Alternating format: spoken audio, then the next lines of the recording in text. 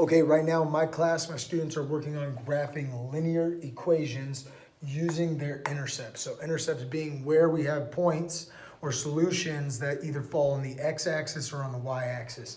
So I've got two equations written out. 2x plus 3y equals 6 and 8x minus 4y equals 16.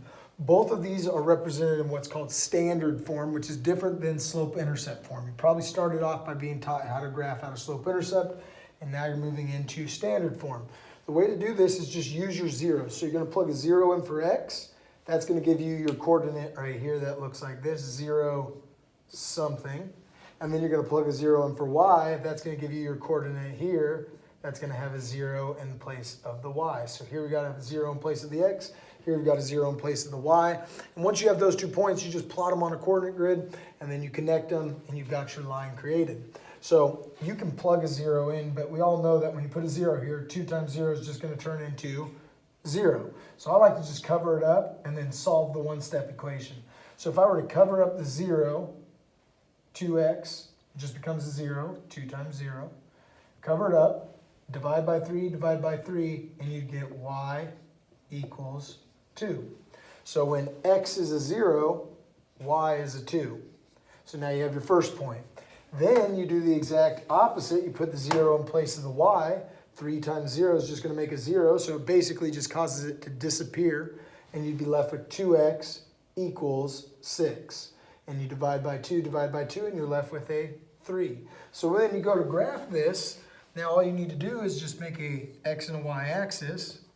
Plot a point at 0, 2. Plot another point at 3, 0. And that would be the line. Going over to here to this one, if I put a 0 in for x, boom, that disappears and you're left with negative 4y equals 16. So if I put a 0 in for x, what would I get? I'd have to divide by negative 4, divide by negative 4, leaving me with negative 4. Now if I put a 0 in for y, cover that up and you're left with 8x equals 16. This is just gone because negative 4 times 0 is just going to cause it to disappear. So 8x equals 16. If you were to divide by 8, you're going to be left with a 2. So when you put a 0 in for y, you got a 2 for x. There's your 2 points. We call those an x and a y intercept. Give your x-axis, give your y-axis, plot 0, negative 4. Put a dot. 2, 0.